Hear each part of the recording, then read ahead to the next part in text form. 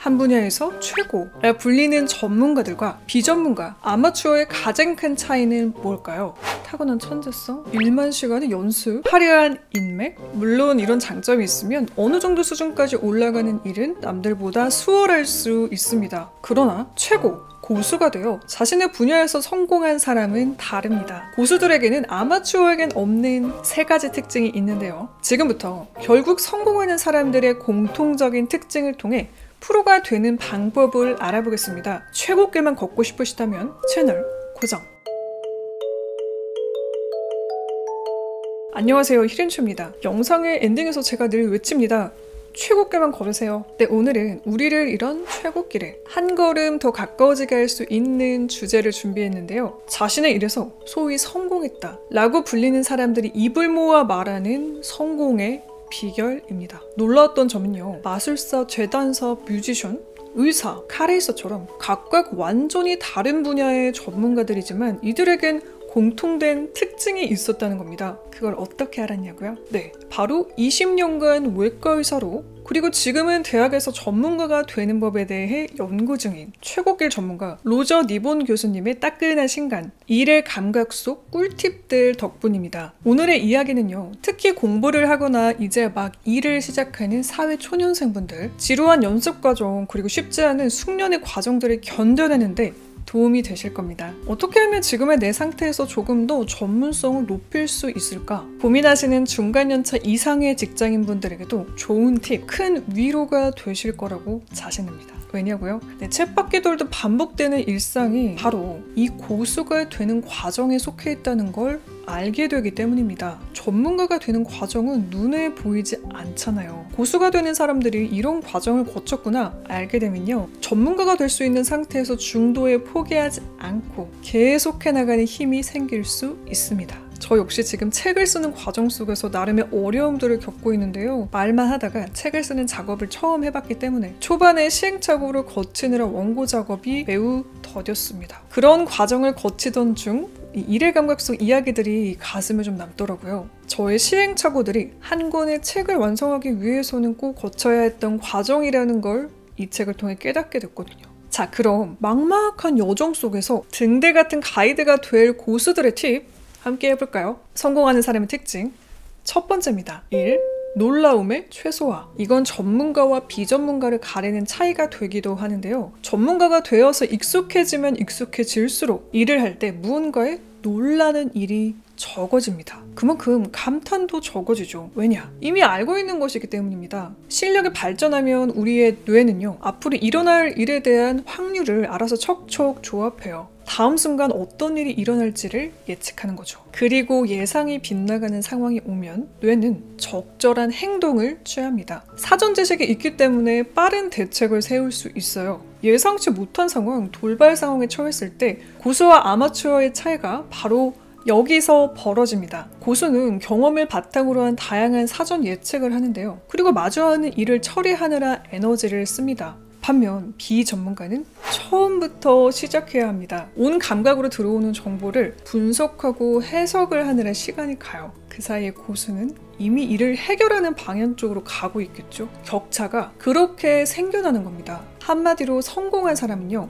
경험의 힘을 가지고 있습니다. 그리고 그런 경험의 힘으로 인해 시간 대비 높은 비용을 받게 되는데요. 이와 관련된 재미있는 책 속에 에피소드가 있습니다. 난방이 고장난 숙련된 수리공을 불렀습니다. 연륜이 있는 능숙한 수리공이 왔어요. 그리고 수리 전 고객에게 질문을 몇 개 던집니다. 보일러에 귀를 대보더니 작업복에서 망치를 꺼내 파이프 하나를 3개 탱 쳤습니다. 이 모든 작업은 고작 몇 분 사이에 끝나버렸죠. 그리고 그는 고객에게 80만 원을 청구합니다. 너무 비싸다고 생각한 고객은 망치 한 번 쓴 일에 터무니없이 많은 돈을 요구하는 거 아닙니까? 항목별로 금액 청구해주세요 라고 말합니다. 그러자 수리공은 이렇게 답했어요. 망치 사용값 8만 원, 어디를 두드려야 할지 아는 값 72만 원입니다.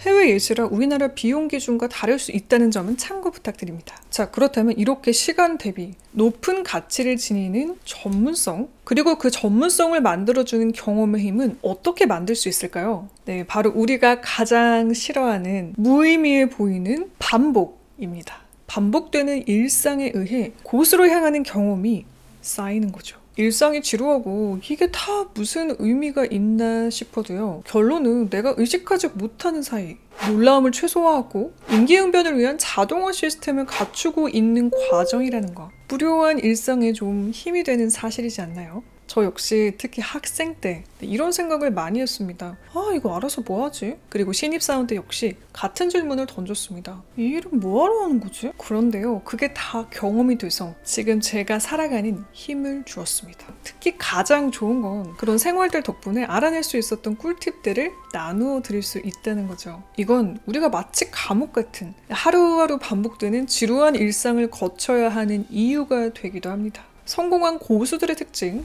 두 번째입니다. 아는 것과 모르는 것의 구분. 앞서 고수가 되기 위해 경험을 통해 놀라움을 최소화하는 것이 중요하다는 이야기를 했죠. 그런데 경험을 그냥 쌓으면 10년이 지나도 20년이 지나도 제대로 된 방향을 못 잡을 수 있습니다. 그래서 중요한 건 바로 내가 아는 것과 모르는 것을 구별할 줄 아는 능력인데요. 이렇게 아는 것과 모르는 것을 구분하는 건 한 분야에서 전문성을 갖추기 위해 필수적입니다. 고수들은 자신이 무엇을 알고 모르는지 정확히 알고 이를 개선해 갑니다. 이건 학창시절에 공부를 특히 잘하는 친구들한테도 들었던 답이기도 해서 굉장히 반가웠는데요. 내가 뭘 모르는지 알고 있으면 그걸 더 적극적으로 파고들게 되고 결국 공부를 더 잘하게 되는 것처럼 말이죠. 이렇게 내가 아는 것과 모르는 것을 구별하는 상태를 총 4단계로 나눌 수 있는데요. 첫 번째 단계입니다. 무의식적 무능함. 그 일을 할 수 없다는 것조차 모르는 단계. 의식적 무능함. 자신이 그리 유능하지 않음을 뼈저리게 인식하는 단계. 3. 의식적 유능함. 일을 해낼 순 있지만 무엇을 하고 있는지 집중해야 하는 단계. 4. 무의식적 유능함. 별 힘을 들이지 않고 능숙하게 일을 해내는 단계. 운전을 예로 들어볼게요. 운전을 해보기 전에는 그 일을 할 수 있는지 없는지조차 모르죠. 이후 처음 운전을 해보면 내가 그리 유능하지 않음을 인식을 합니다. 배워야 할 게 아직 한창 많으니까요. 그렇게 조금씩 운전을 배우고 차에 대해 신호에 대해 알고 나면 3단계가 됩니다. 운전을 할 수는 있지만 엄청 긴장해요. 백미러를 보는 것조차 쉽지가 않죠. 그러다가 익숙해지고 초보 운전을 탈출하는 순간이 오면 음악을 들으면서 편안하게 운전을 자동적으로 할 수 있는 단계가 오는 거죠. 타인의 성공이 쉬워 보이고 운처럼 보이는 이유 역시 여기 있습니다. 1단계, 내가 그 일을 할 수 없다는 것조차 모르는 단계에서는 해보지 않았기 때문에 모든 일이 쉬워 보이기 때문이죠. 누구나 폰 전문가가 되고 폰 인기인이 될 수 있는 거죠. 성공하는 사람의 특징 세 번째입니다. 3.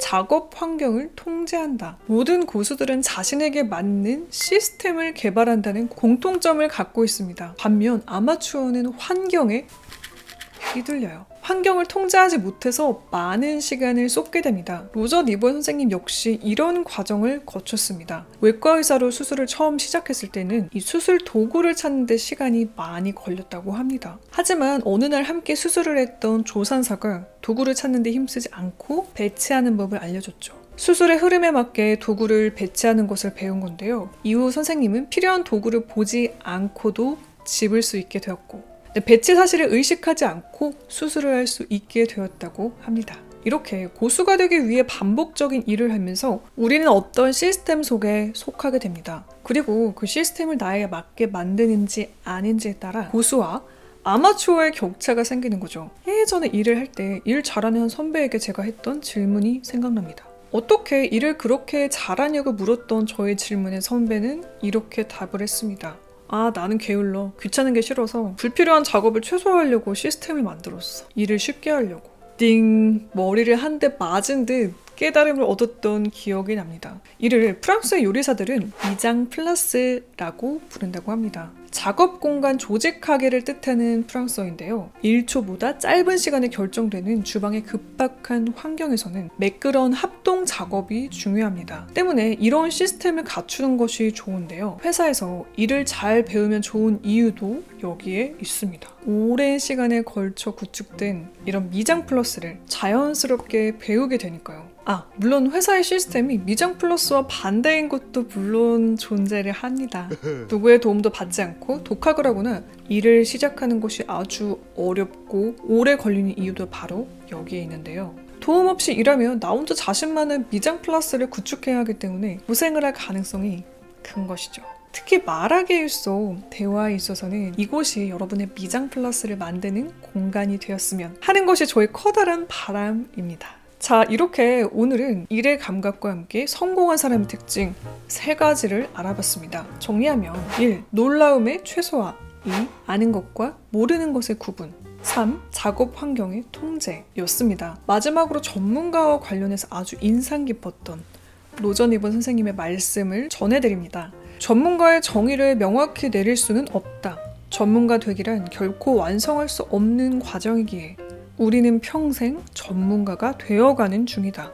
소위 말하는 성공했다, 전문가가 되었다 일컬어지는 사람들 역시 끊임없이 계속 앞으로 나아가기 위해 노력을 합니다. 그렇게 나아가는 과정 속에서 우리는 기쁨과 행복을 느끼고 때론 좌절도 하며 인생의 짜릿한 묘미를 느끼겠죠. 사실 오늘 시간 관계상 미처 다 소개해드리지 못한 도서의 꿀팁이 정말 많은데요. 마음 같아서는 특징 4, 5까지 계속 이어가고 싶습니다. 특히 이 광고를 떠나서 다른 영상에서도 또 소개를 하고 싶을 정도로 장인들의 감동적인 스토리도 가득 담겨 있으니까요. 오늘 영상이 마음에 드셨다면 한 번쯤 읽어보시면 도움이 되실 거라 장담합니다. 네, 지금까지 나의 가능성을 믿고 오늘도 앞으로 전진하는 구독자님들, 그리고 저 자신을 응원하고 싶어지는 책 일의 감각과 함께 했습니다. 그럼 저는 이만 인사드릴게요. 오늘도 채널 고정해주신 여러분들, 내일도 최고길만 걸으세요.